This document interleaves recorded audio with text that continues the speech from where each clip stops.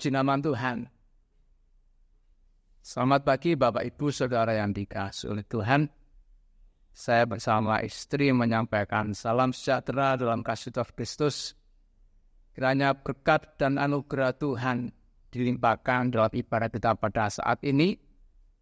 Baik Bapak Ibu Saudara yang sudah hadir di tempat ibadah yang Tuhan sediakan, maupun Bapak Ibu Saudara yang lainnya yang harus mengikuti ibadah lewat media yang ada, dimanapun berada, Tuhan memberkati dan menolong kita semua. Di Tuhan. Bapak Ibu Saudara yang dikasihi Tuhan, kembali kita akan sama-sama memperhatikan firman Tuhan. Kita melanjutkan dalam kita belajar memahami isi yang ada dalam kitab Wahyu, kitab yang ke-66 dari Alkitab kita. Kita baca dalam kitab Wahyu pasal yang pertama, ayat yang pertama. Inilah wahyu Yesus Kristus yang dikaruniakan Allah kepadanya, supaya ditunjukkannya kepada hamba-hambanya apa yang harus segera terjadi. Dan oleh malaikatnya yang diutusnya, ia telah menyatakannya kepada hambanya Yohanes. Di Tuhan. Di sini kita melihat bagaimana wahyu Yesus Kristus yang dikaruniakan Allah kepadanya ini memiliki atau mengandung suatu makna bahwa Tuhan Yesus Kristus itu adalah sumber wahyu.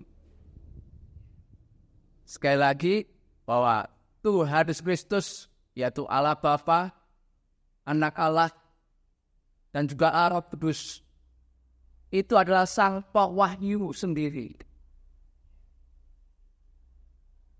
Bapak Ibu Saudara yang dikasihi Tuhan, hal ini merupakan satu rahasia kebenaran rohani bagi kehidupan kita sebagai orang percaya atau sebagai orang Kristen. Memang bagi dunia pada umumnya tidak akan memahami rahasia ini. Demikian juga dengan orang-orang Kristen, itu juga tidak akan mudah menerimanya ataupun memahaminya kalau tidak Tuhan sendiri yang menyingkapkannya dalam hidupnya lewat kuasa Roh Kudus. Kalau tidak Tuhan sendiri yang membukakannya dalam kehidupan kita sebagai orang Kristen, atau untuk mencelekkan mata rohani kita, mata batin kita, maka kita tidak akan mudah memahami bahwa sumber wahyu atau sang pewahyu itu sendiri adalah Tuhan Yesus Kristus. Di nama Tuhan. Kita akan perhatikan dalam surat Efesus pasal yang pertama. Tadi saya katakan bahwa sumber wahyu atau sang pewahyu itu adalah pribadi Tuhan Yesus Kristus sendiri. Kita akan melihat dasar yang ada dalam kitab suci kita. Dalam surat Efesus pasal yang pertama, kita baca mulai ayat yang ke-15. Efesus pasal 1 ayat yang 15 demikian. Karena itu, setelah aku mendengar tentang imanmu dalam Tuhan Yesus dan tentang kasihmu terhadap semua orang kudus, Aku pun tidak berhenti mengucap syukur karena kamu. Dan aku selalu mengingat kamu dalam doaku. Dan meminta kepada Allah Tuhan kita Yesus Kristus, yaitu Bapa yang mulia itu, supaya Ia memberikan kepadamu roh hikmat. Sekali lagi, supaya Ia memberikan kepadamu roh hikmat dan wahyu untuk mengenal Dia dengan benar. Dan supaya Ia menjadikan mata hatimu terang, agar kamu mengerti pengharapan apakah yang terkandung dalam panggilannya. Betapa kayanya kemuliaan bagian yang ditentukannya bagi orang-orang kudus. Dan betapa hebat kuasanya bagi kita yang percaya, sesuai dengan kekuatan kuasanya yang dikerjakannya di dalam Kristus dengan membangkitkan Dia dari antara orang mati dan mendudukkan Dia di sebelah kanannya di surga, jauh lebih tinggi dari segala pemerintah dan penguasa dan kekuasaan dan kerajaan dan tiap-tiap nama yang dapat disebut, bukan hanya di dunia ini saja, melainkan juga di dunia yang akan datang. Di Tuhan. Jadi dengan jelas dan tegas Rasul Paulus menyatakannya itu kepada jemaat yang ada di Efesus. Manakala Rasul Paulus mengingat jemaat yang ada di Efesus itu lewat doanya, di mana Rasul Paulus memohon kepada Tuhan Yesus Kristus untuk memberikan roh hikmat dan wahyu untuk mengenal Dia dengan benar. Demikian juga yang menjadi keyakinan kita sekarang ini. Bapak Ibu Saudara yang dikasih oleh Tuhan, sang pewahyu atau sumber wahyu itu adalah pribadi Allah sendiri, yaitu dalam nama Tuhan Yesus Kristus. Dialah yang memberikan wahyu, Dialah yang akan menyingkapkan, Dialah yang akan membukakan, Dialah yang akan memberitahukan rahasia di balik nilai yang sama-sama sekarang ini kita perhatikan untuk kita mempelajari, memahami isi yang ada dalam kitab ke-66, yaitu kitab terakhir, kitab Wahyu itu. Bapak Ibu Saudara yang dikasihi oleh Tuhan, di sini kita melihat bagaimana roh hikmat dan wahyu itu akan diberikan kepada kita dengan tujuan supaya pada waktu itu memang Rasul Paulus berdoa supaya jemaat di Efesus itu supaya menjadi mata hatinya terang, supaya mengerti pengharapan apa yang terkandung dalam panggilannya. Demikian juga untuk kehidupan kita bisa memahami, bisa mengerti apa yang terjadi ataupun rahasia apapun yang ada dalam kitab yang ke-66, kitab Wahyu itu. Tujuan untuk supaya mata hati kita ini terang. Supaya mata hati kita itu terangi oleh Tuhan sehingga kita mengerti dengan jelas pengharapan apa yang terkandung dalam panggilannya Tuhan terhadap kehidupan kita sebagai umat ketebusannya. Kalau kita memiliki mata hati yang terang, Bapak Ibu Saudara yang dikasihi oleh Tuhan, maka kita mengerti, maka kita memahami bahwa panggilan kita sebagai orang Kristen, kembali lagi panggilan kita sebagai orang Kristen, bukan hanya kita mendapat anugerah keselamatan, tapi kita juga harus menyadari bahwa panggilan kita sebagai orang Kristen, sebagai anak Tuhan itu ada konsekuensinya yang tidak bisa kita hindarkan. Kita suka atau tidak, kita nanti akan melihat kebenaran firman Tuhan. Manakala kita dipanggil sebagai orang Kristen, sebagai anak Tuhan, kita setuju atau tidak, kita pasti akan menghadapi banyaknya tantangan kehidupan ini. Bukan karena kita berbuat dosa, bukan karena kita itu berbuat suatu kejahatan. Tapi itulah yang Tuhan izinkan manakala kita sebagai orang Kristen. Kalau kita memiliki mata hati yang terang, maka kehidupan kita akan tidak mudah menjadi bimbang, kita tidak mudah khawatir, ataupun kita juga tidak mudah putus asa, bahkan sampai mundur, manakala kita menghadapi proses kehidupan kita. Di mana kita menghadapi proses kehidupan kita satu dengan yang lain memang sangat-sangat berbeda. Tapi yang pada intinya itulah proses kehidupan sebagai orang Kristen yang tidak bisa kita hindari atau tidak bisa tolak. Karena firman Tuhan sudah menuliskan yang demikian seperti yang disampaikan oleh Rasul Petrus. Belum nanti kita melihat kembali dalam suratan Efesus, kita baca dulu dalam surat 1 Petrus. 1 Petrus pasal yang keempat. 1 Petrus pasal yang keempat, kita baca mulai yang ke-12. Menderita sebagai Kristen. Saudara-saudara yang kekasih, janganlah kamu heran akan nyala api siksaan yang datang kepadamu sebagai ujian. Seolah-olah ada sesuatu yang luar biasa terjadi atas kamu. Sebaliknya, bersukacitalah sesuai dengan bagian yang kamu dapat dalam penderitaan Kristus, supaya kamu juga boleh bergembira dan bersukacita pada waktu Ia menyatakan kemuliaannya. Berbahagialah kamu jika kamu dinista karena nama Kristus, sebab roh kemuliaan yaitu roh Allah ada padamu. Janganlah ada di antara kamu yang harus menderita sebagai pembunuh, atau sebagai pencuri, atau penjahat, atau pengacau. Tetapi jika ia menderita sebagai orang Kristen, maka janganlah ia malu, melainkan hendaklah ia memuliakan Allah dalam nama Kristus itu.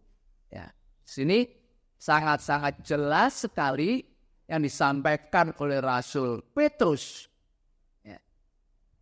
Kehidupan kita sebagai orang Kristen atau pengikut Kristus, kita suka atau tidak, suatu saat kita juga pasti akan menghadapi dikatakan ini sebagai kata ataupun nyala api siksaan, suatu penderitaan, tapi itu dikatakan sebagai ujian. Tapi meskipun sebagai ujian itu dikatakan juga sebagai sesuatu yang luar biasa terjadi atas kehidupan kita. Itu sebabnya kita sebagai orang Kristen, sebagai anak-anak Tuhan, manakala menghadapi kenyataannya sedemikian ini, kita belajar. Sampai katakan di sini oleh Rasul Petrus, bersukacitalah. Ya, jadi menghadapi suatu ujian yang sedemikian rupa, katakan bersukacitalah sesuai dengan bagian yang kamu dapat dalam penderitaan Kristus. Ya. Ini yang harus sama-sama kita bangun. Ya, kita bangun dalam pengiringan kita sebagai orang Kristen, sebagai anak Tuhan, sebagai pengikut Kristus. Manakala kita menghadapi nyala api siksaan yang datang kepada kita sebagai ujian itu, kita belajar tetap memiliki hati yang bersukacita. Berarti kita belajar untuk mendapat bagian, mendapat bagian dari penderitaan Kristus. Maka dikatakan situ secara lebih jelas lagi supaya kamu juga boleh bergembira dan bersukacita pada waktu Ia menyatakan kemuliaannya. Maka selanjutnya dikatakan berbahagia, dengan kata berbahagia kamu jika kamu dinista karena nama Kristus, sebab roh kemuliaan roh Allah ada pada kita. Jadi saudara yang dikasihi oleh Tuhan, di sini pentingnya bagi kehidupan kita sebagai orang Kristen, sebagai anak Tuhan, sebagai pengikut Kristus, untuk memiliki hati yang tenang, untuk mendapatkan mata hati kita yang tenang. lewat kita mendapat kasih dan anugerah Tuhan, di mana kita mendapatkan roh hikmat dan wahyu untuk mengenal pribadi Allah kita Tuhan Yesus Kristus dengan benar. Sehingga pengenalan kita kepada Tuhan Yesus Kristus juga tidak mudah diombang-ambingkan oleh angin-angin pengajaran, oleh permainan palsu manusia dalam kelicikannya. Dan itu kalau kita melihat nanti kita membaca dalam suratan Efesus pasal yang keempat. Itu sebabnya Bapak Ibu Saudara yang dikasihi oleh Tuhan, mari kita yang sama-sama belajar untuk memahami, untuk mengerti bahwa panggilan kita sebagai anak Tuhan, sebagai orang Kristen, sehingga pengiringan kita kepada Tuhan semakin kokoh, semakin teguh, supaya janji-janji yang Tuhan janjikan itu bisa tergenapi dalam kehidupan kita. Bukan hanya pada saat kita masih hidup dalam dunia, dengan segala perjuangan, pergumulan kita, tapi juga sampai pada kenyataan manakala kita hidup nanti di surga. Puji Tuhan. Saudaraku yang dikasihi oleh Tuhan, seperti kita perhatikan dalam surat Efesus pasal yang pertama itu 17 tadi dikatakan, ya, dan meminta kepada Allah Tuhan kita Yesus Kristus, yaitu Bapa yang mulia itu, supaya Ia memberikan kepadamu roh hikmat dan wahyu untuk mengenal Dia dengan benar. Sangat-sangat jelas. Ya, supaya Ia memberikan kepadamu roh hikmat dan wahyu untuk mengenal Dia dengan benar. Dan kata lain bahwa Tuhan kita Yesus Kristus, Dialah sumber daripada wahyu itu sendiri. Dan Tuhan Yesus sendiri juga yang akan menyatakan, yang akan mengungkapkan, yang akan menyingkapkan segala rahasia-rahasia yang ada di balik tirai. Rahasia yang terselubung. Yang sama-sama kita perhatikan, sama-sama nanti kita mohon kepada Tuhan untuk bisa memahami apa-apa yang tertulis dalam kitab yang ke-66. Jadi Tuhan sendiri akan memberikan penyingkapan itu.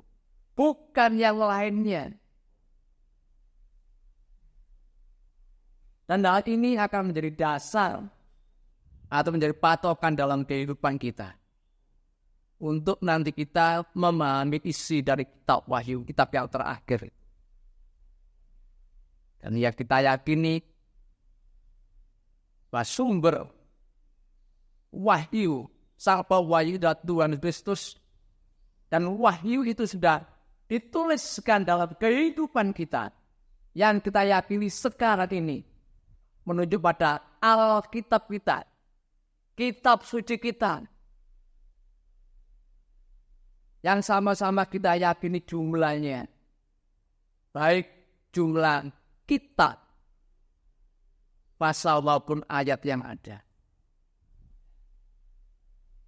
Sehingga ungkapan, penyingkapan rahasia yang terselubung di balik tirai dalam kitab Wahyu itu tetap ada dalam jalur kebenaran kitab suci kita. Puji nama Tuhan.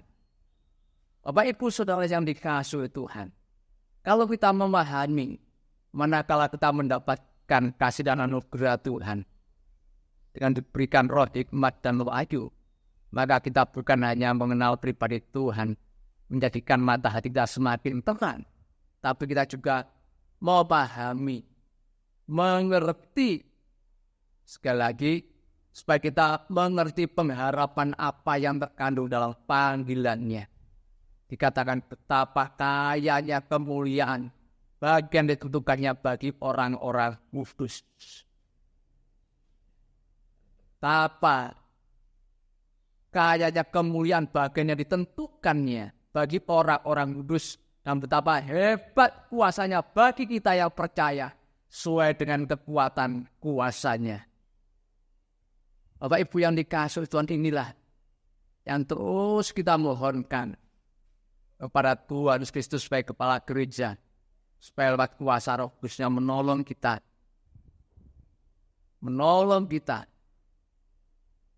supaya mata hati kita semakin terang.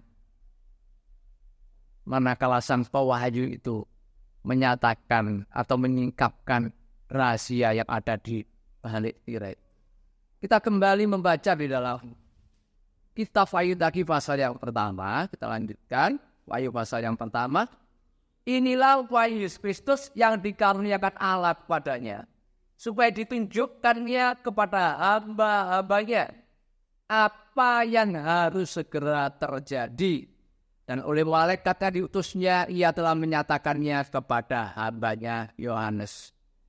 Jadi jelas bahwa sang pewahyu atau sumber wahyu itu adalah Tuhan Yesus Kristus. Karena wahyu, ya, pengungkapan, penyingkapan.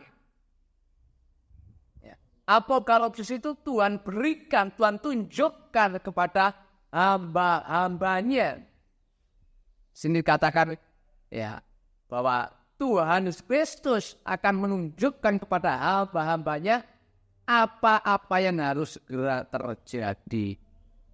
Dengan kata lain, saudara yang dikasihi oleh Tuhan, kita juga harus mau menerima kenyataan bahwa wahyu Tuhan itu tidak Tuhan berikan kepada hanya satu sosok pribadi hamba Tuhan. Tapi Tuhan juga berikan pengungkapan, penyingkapan itu kepada hamba-hamba Tuhan yang lainnya. Nah, ini kenapa perlu kita pahami supaya kita tidak terjebak pada satu pemahaman bahwa berita firman Tuhan, pengungkapan firman Tuhan itu hanya dimiliki atau dikatakan sebagai suatu hamba Tuhan yang paling benar dalam mendapatkan pengungkapan rahasia firman Tuhan. Jangan sampai kita terjebak dalam pemahaman yang demikian. Ya. Apalagi ini menyangkut berita sesuatu yang akan terjadi. Tujuannya apa, Bapak Ibu Saudara yang dikasihi Allah? Supaya kita tidak terbawa satu arus tentang pengkultus individual seseorang. Hanya pada sosok pribadi si A, si B atau itu. Hanya sosok pribadi hamba Tuhan ini aja yang paling benar untuk mendapatkan penyingkapan rahasia firman Tuhan. Kita akan sama-sama belajar, seperti dikatakan dengan jelas. Ya. Inilah wahyu Yesus Kristus yang dikaruniakan Allah kepadanya supaya ditunjukkannya kepada hamba-hambanya apa yang harus segera terjadi. Dari wahyu, penyingkapan, pengungkapan firman Allah itu Tuhan berikan kepada hamba-hambanya. Jadi tidak hanya pada sosok satu pribadi. Kalau kita memahami hal yang demikian, maka kita sebagai anak Tuhan, kita sebagai hamba-hamba Allah, hamba-hamba Tuhan, kita akan belajar saling menghargai satu dengan yang lain terhadap pemakaian Tuhan. Manakala Tuhan utus para hamba-hamba Tuhan untuk menyampaikan pemberitaan firman Tuhan, untuk menyampaikan rahasia firman Tuhan. Demikian juga kita sebagai sidang jemaat Allah juga tidak terbawa suatu pemahaman yang emosional. Kalau tidak hanya sosok pribadi ini, mereka tidak mendapatkan sesuatu yang memuaskan. Jangan sampai seperti itu. Tapi kita belajar, mari saya belajar.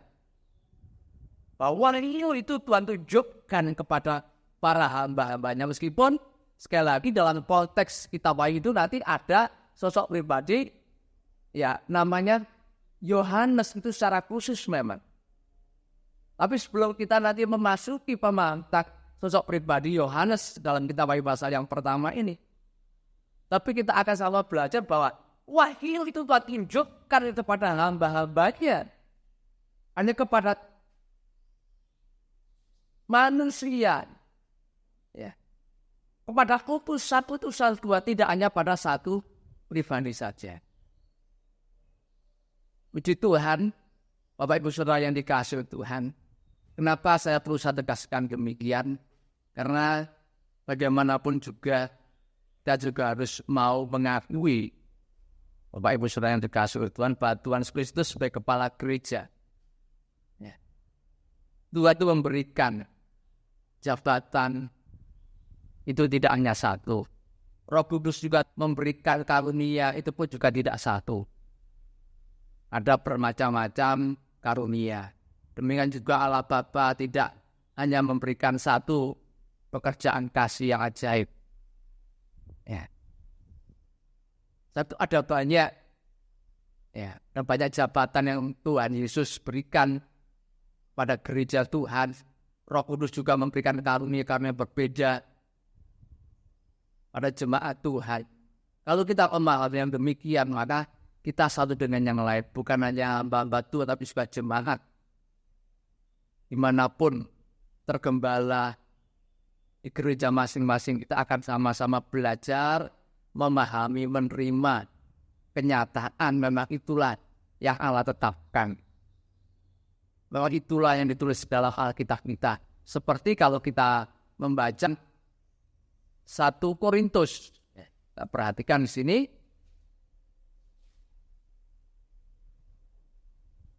1 Korintus pasal yang ke-12. 1 Korintus pasal 12. Kita baca dari ayat yang pertama. 1 Korintus pasal 12 ayat yang pertama. Dengan judul rupa-rupa karunia tetapi satu roh.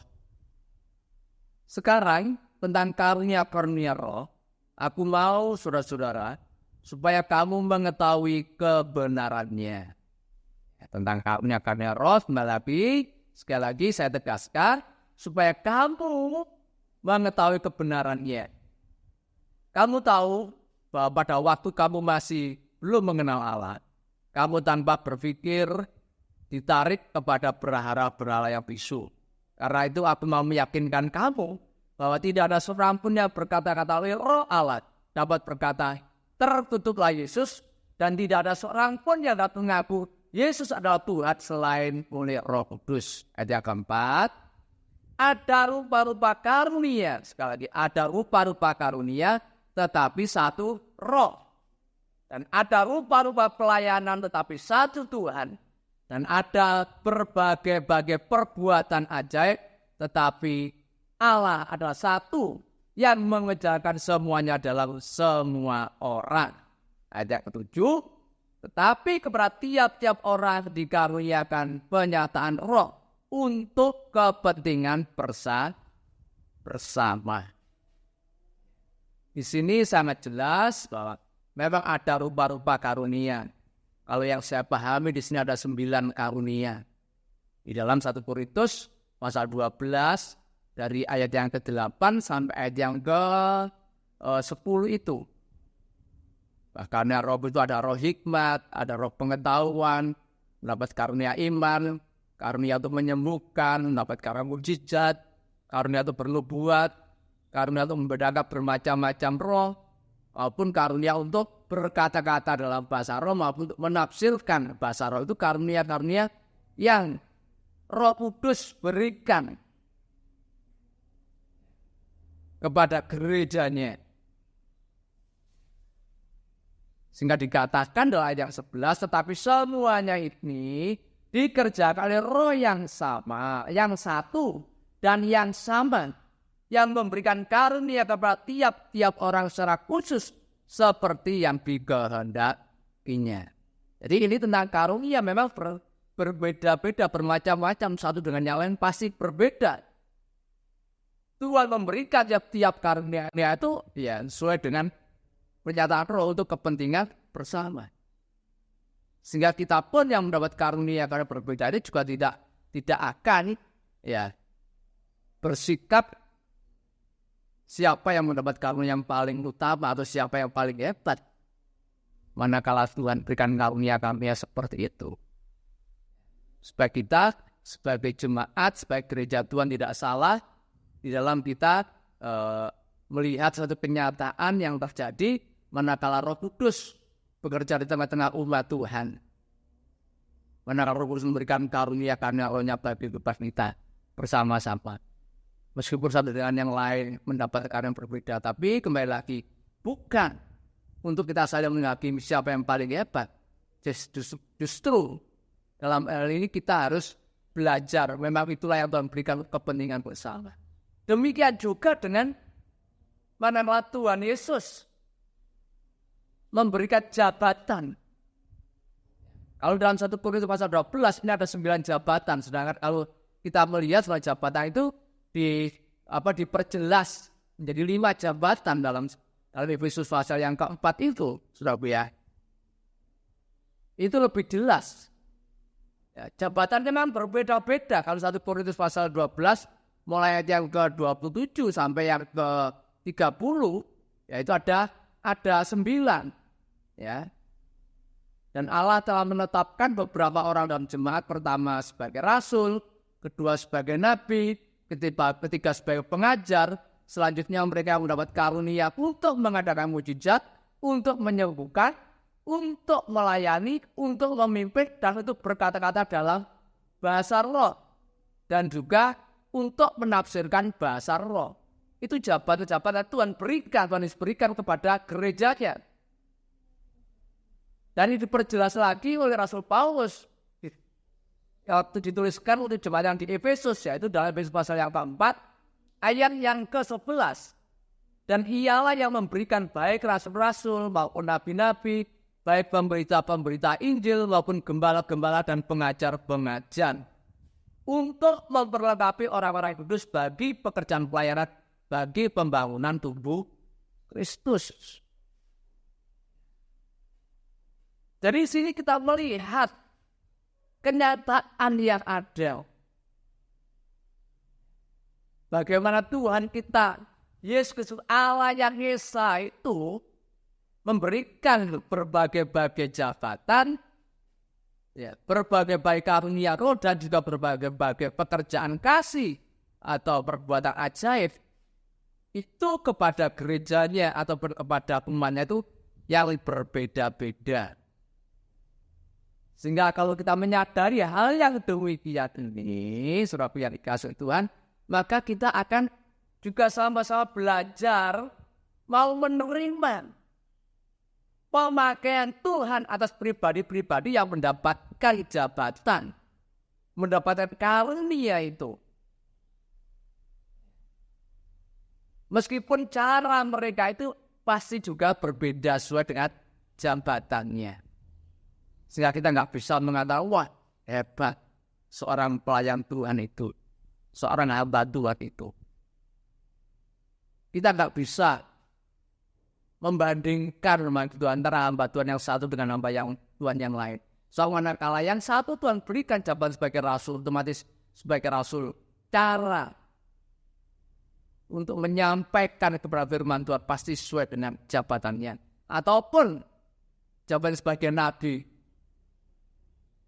dia juga sebagai seorang penginjil, gembala atau pengajar, pasti memiliki cara-cara berbeda untuk menyampaikan kebenaran yang Tuhan harus sampaikan kepada umatnya.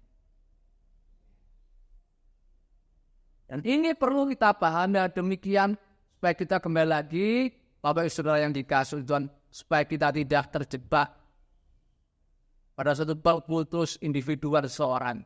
Manakala Tuhan memberikan penyikapan, Tuhan memberikan pengungkapan rasa firman Tuhan. Ya.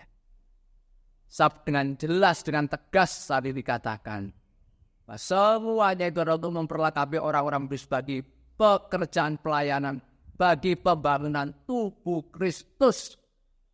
Sampai kita semua telah mencapai kesatuan iman dari pengetahuan yang benar tentang anak Allah, kedewasaan penuh, dan tingkat pertumbuhan yang sesuai dengan kepenuhan Kristus. Ini suatu sasaran dari apa yang Tuhan Yesus Kristus sang pewahyu itu menyingkapkan kepada para hamba-hambanya tentang segala sesuatu yang akan terjadi. Terlebih Bapak Ibu Saudara yang dikasihi Tuhan, ini menyangkut tentang berita ataupun hal-hal yang akan terjadi seperti yang tadi kita sama-sama baca dalam kitab Wahyu pasal yang pertama. Ya, supaya ditunjukkannya kepada hamba-hambanya apa yang harus segera terjadi. Oke.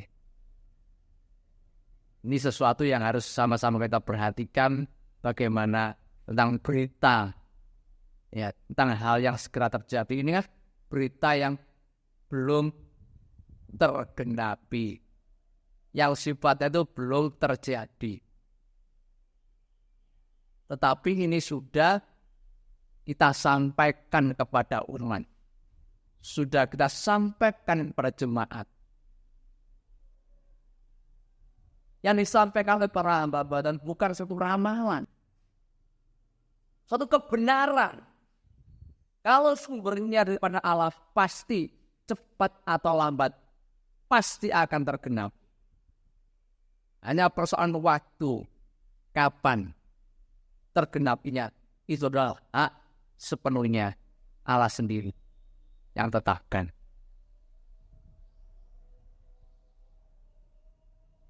Itu sebabnya Bapak Ibu Saudara yang dikasihi Tuhan, mari kita sama-sama belajar. Ya, belajar memiliki kerendahan hati. Bukan hanya kita para hamba-hamba Tuhan yang harus mengakui pemakaian Tuhan terhadap sesama para hamba Tuhan. Demikian juga jemaat dan suatu penggembala yang ada.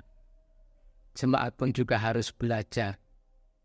Tuhan memakai para gembala, memakai para pelayan-pelayan Tuhan sesuai dengan jabatan yang Tuhan berikan.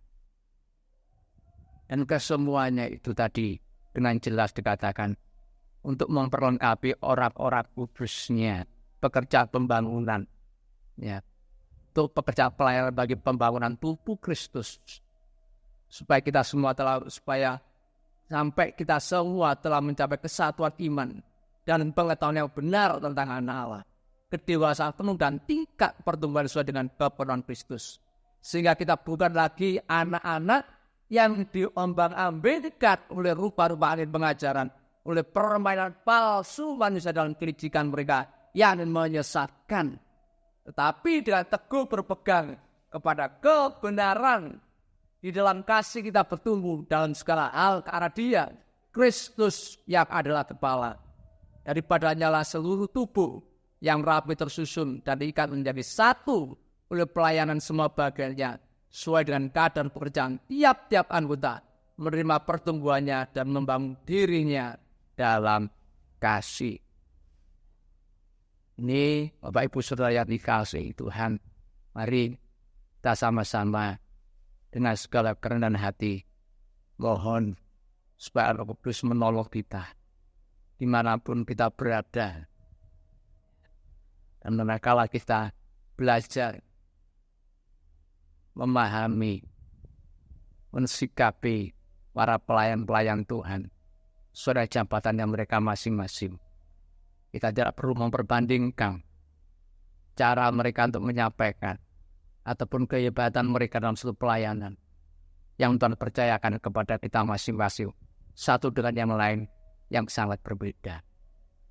Sehingga hamba Tuhan yang besar tidak bisa berbangga dengan banyaknya jiwa yang Tuhan percayakan kepadanya, ataupun pada seorang hamba Tuhan yang dikatakan kecil karena jumlah jiwa yang dilayaninya sedikit. Kita tidak mengecilkan mereka, tapi itu adalah kepercayaan Tuhan atas masing-masing kita hamba Tuhan, yang sama-sama kita bertanggungjawabkan di hadapan Tuhan. Kita ada sama-sama pelayan-pelayan Tuhan yang mendapatkan jabatan yang berbeda-beda dari Tuhan Yesus Kristus sebagai kepala gereja kita. Itu sebabnya lewat kita belajar memahami isi kitab Wahyu ini supaya kita memiliki kedewasaan rohani yang semakin baik, ya. Sehingga pandangan kita kepada satu gereja dan gereja yang lain, atau pandangan kita terhadap hamba Tuhan satu dengan hamba Tuhan yang lain, kita tidak salah, tidak gampang-gampang mengakui kehebatannya, mengacungi jempol, ataupun ya mencibir, mengecilkan mereka. Jangan sampai terjadi seperti itu. Sebab Tuhan mengaruniakan, menunjukkan wahyunya kepada hamba-hambanya. Berita itu untuk disampaikan apa yang harus terjadi. Memang kita nanti akan memperhatikan secara khusus dikatakan, dan oleh malaikatnya yang diutusnya, ia telah menyatakannya kepada hambanya Yohanes. Inilah yang spesifik nanti kita akan sama-sama perhatikan dalam kitab yang bab 66 ini. Bagaimana lewat malaikatnya yang diutusnya itu menyatakannya kepada hambanya, yaitu Yohanes, ini kepada Rasul Yohanes, yang pada waktu mendapatkan wahyu itu di sebuah pulau namanya Pulau Patmos. Kiranya Tuhan menolong, memberikan kerendahan hati kita, biar Roh Kudus membukakan mata batin kita untuk memahami rahasia firman Tuhan. Amin.